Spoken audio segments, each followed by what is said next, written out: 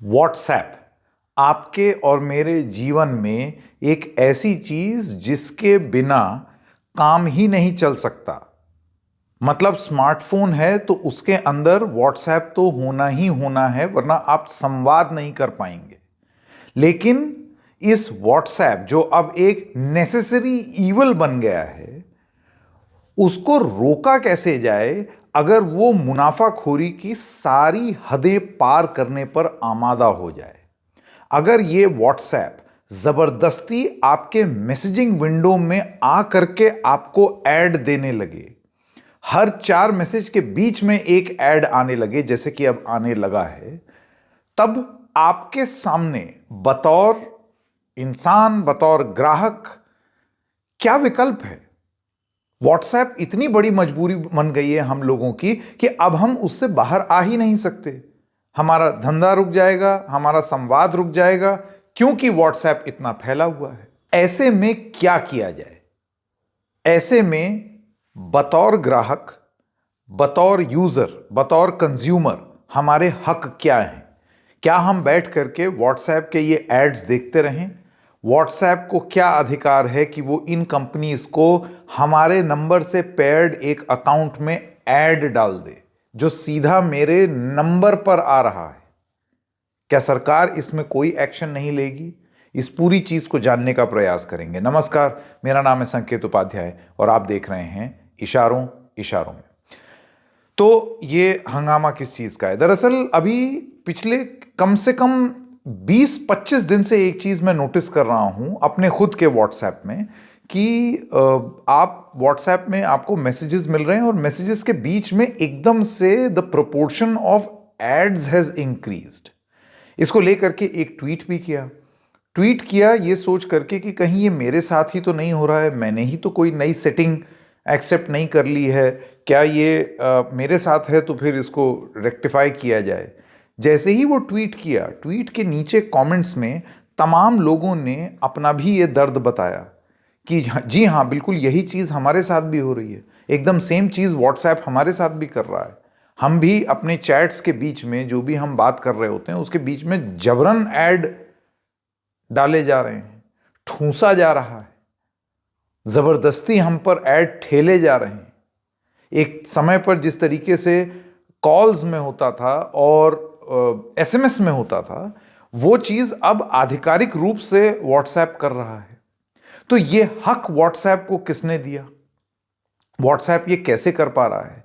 एक चीज ये भी हो सकती है, मन में आया विचार, कहीं ये तो नहीं कि हमने कोई चीज खरीदी हो, कोई किसी वेबसाइट पर जाकर के कुछ बुकिंग की हो जिसकी वजह से ये चीज आ रही है।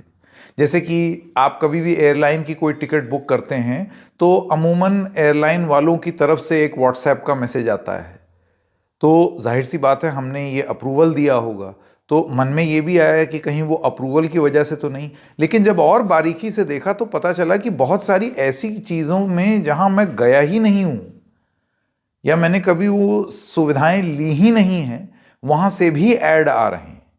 तो ये जाने अनजाने में आपने कौन सी सेटिंग पे क्लिक कर दिया होगा जिसके चलते अब व्हाट्सएप आपको ऐड ठेलेगा? और क्या ये नॉर्मल है?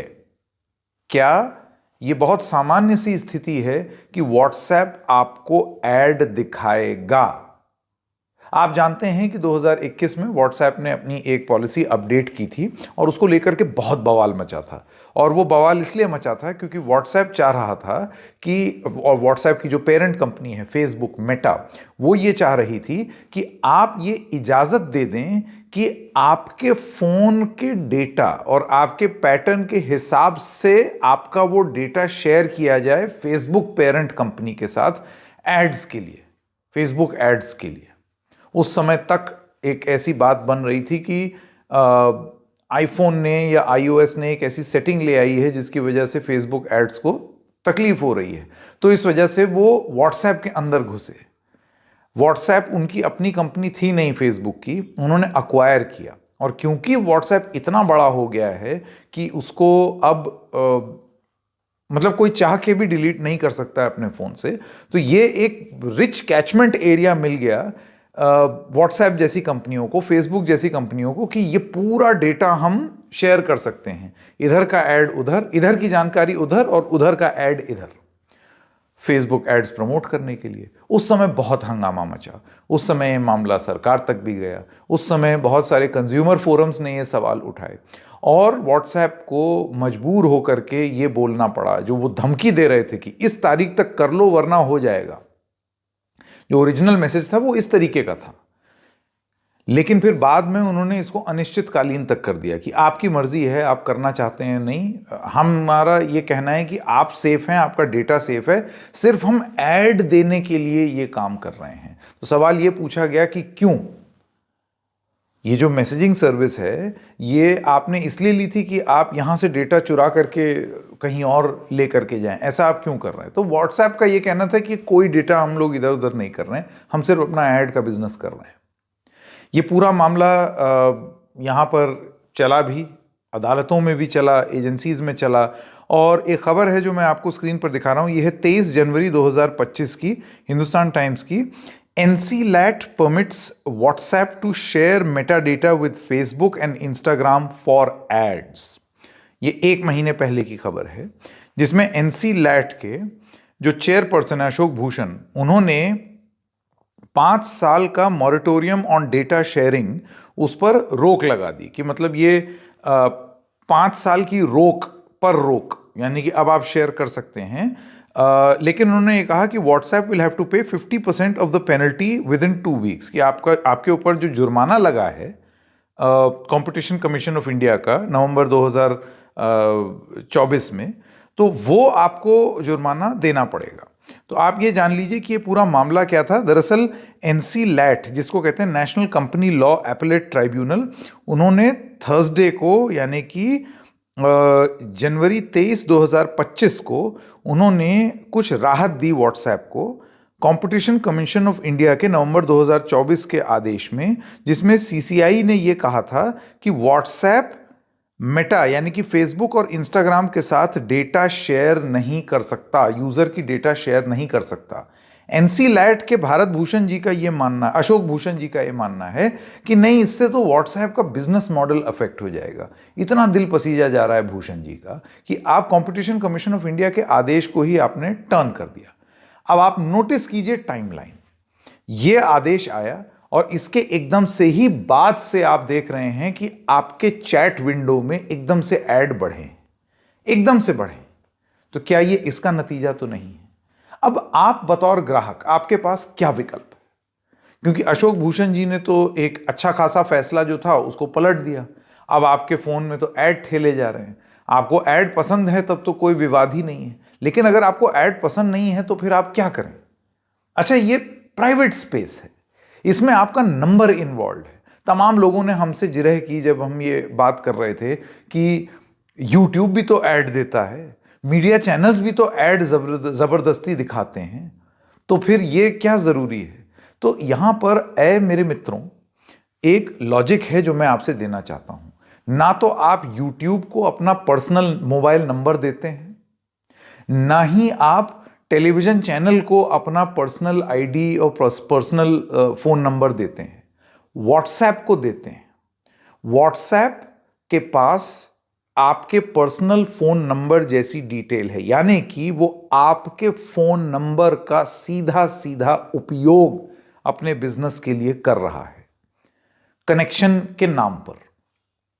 और जब अशोक भूषण जी ने ये बोल दिया उनका बिजनेस मॉडल ही है, तो ठीक है भाई, वो सोशल सर्विस के लिए नहीं है, वो तो बिजनेस के लिए, तो बिजनेस के लिए वो कोई भी नियम बदल देंगे। अब वो ऐड ठेलेंगे, कल को कहो किसी चैट के बीच में एक पॉपअप विंडो करके ऐड आने लगे, कुछ भी हो सकता है ना व्हाट्सएप पर, कुछ भी हो सकता है, क्योंकि वो बिजनेस मॉडल के नाम पे कुछ भी जस्टिफाई कर देंगे। तो ऐसे में अब क्या किया जाए? एक कंपटीशन कमीशन ने एक लॉजिकल बात कही, उसको ओवरटर्न कर दिया NCLAT ने, यानी कि अब ऐड आएंगे। अब ऐड आएंगे तो आप और हम क्या करें? ये बहुत इरिटेटिंग चीज़ है और ये आपकी क्या है कि आपके पास कोई विकल्प भी नहीं छोड़ा है।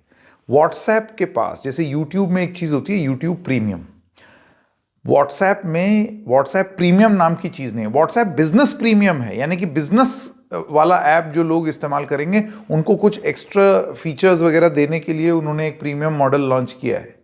लेकिन ये जो कस्टमर वाला व्हाट्सएप वर्जन है उसमें कुछ प्रीमियम नहीं है, यानी कि ऐड आएगा और आप कुछ नहीं कर सकते, आपको देखना पड़ेगा।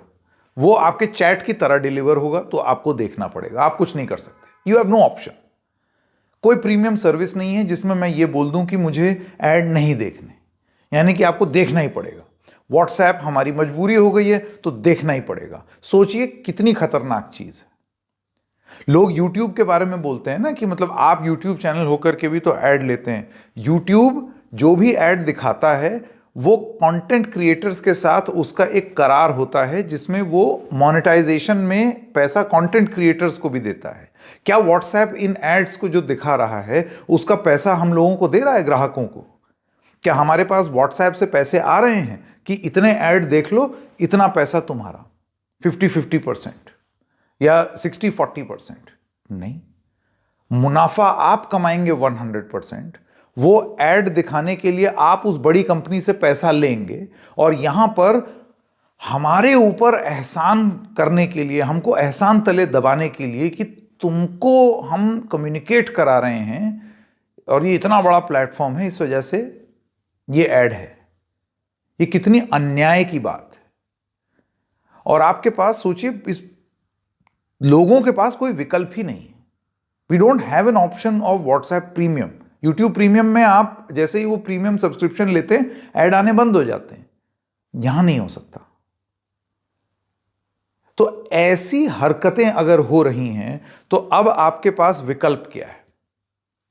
अगर आपके पास ये विकल्प है या आप इस नतीजे पर पहुंच रहे हैं कि या मुझे व्हाट्सएप चाहिए ही नहीं, बहुत मुश्किल होता है। क्यों? क्योंकि ऑफिस के ग्रुप्स व्हाट्सएप पर, तमाम और चीज़ें व्हाट्सएप पर, लोगों में नंबर व्हाट्सएप का बटा हुआ, तो फिर बहुत मुश्किल होती है बिन व्हाट्सएप के जीवन इमेजिन करना। हम जैसे पत्रकार हैं, हम तो छोड़ ही नहीं सकते व्हाट्सएप, इसलिए क्योंकि बहुत सारी जानकारी ही व्हाट्सएप के माध्यम से आती है। बहुत सारे इंफॉर्मेशन चाहे सरकार से हो या इधर उधर से हो, वो व्हाट्सएप के ही ग्रुप्स में, मेलर ग्रुप्स में आती है। आप उसके बिना कर ही नहीं सकते। लेकिन ये सारी हेकड़ी व्हाट्सएप इसलिए कर पा रहा है क्योंकि वो आपकी ये मजबूरी समझता है। क्या हो अगर ये मजबूरी ही ना रहे आपकी, तब लाइन पे आ जाएगा व्हाट्सएप। फेसबुक तो ऐसे ही एकदम ढुल हो गया है, ढलती जवानी है फेसबुक की। कौन दिखता है आपको? कुछ पुराने लोग हैं जो अभी भी फेसबुक पर हैं, लेकिन बहुत कम होते जा रहे हैं ग्राहक फेसबुक के। I mean it is an app for the caveman, ऐसी बात कही जाती है फेसबुक के लिए। इंस्टाग्राम बहुत लोकप्रिय है, ये बात सही है, लेकिन व्हाट्सएप तो लोगों की मजबूरी है, लग्जरी नहीं है। तो ऐसे में अगर आप व्हाट्सएप को अपने जीवन से हटाना चाहें तो क्या उसका सही समय अब है? क्योंकि अब व्हाट्सएप ने शुरू कर दी है ये वाली दादागिरी। और अगर ये सही समय है तो फिर आप कहां जाएं? हिंदुस्तान में आपके पास क्या विकल्प है? हिंदुस्तान में आपके पास सिग्नल है। सिग्नल उतना मुकम्मल नहीं है। सिग्नल ऐप के साथ प्रॉब्लम ये होती है कि वो it is slightly clunky.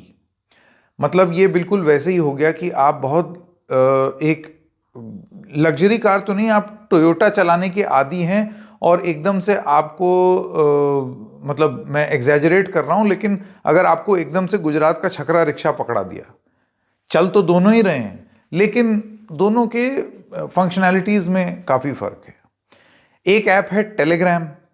Telegram in terms of its performance, output, वो सारी चीजें ऑलमोस्ट फेसबुक जैसी, ऑलमोस्ट व्हाट्सएप जैसी हैं, लेकिन टेलीग्राम अपने फचड़े में फंसा हुआ है। उसमें भी तमाम इश्यूज होते रहते हैं, बवाल मचा रहता है। तो अब हिंदुस्तान में हिंदुस्तान का अपना कोई व्हाट्सएप विकल्प नहीं सोचा जाना चाहिए? क्या इसके बारे में बात नहीं होनी चाहिए? एक वर्जन था, सरकार अपने व्हाट्सएप, सरकारी व्हाट्सएप पर काम कर रही थी, पर वो टेक ऑफ नहीं कर पाया। लेकिन क्या अब भारत के लोगों को यह सोचने की जरूरत आन पड़ी है कि we have to now start imagining a life beyond WhatsApp?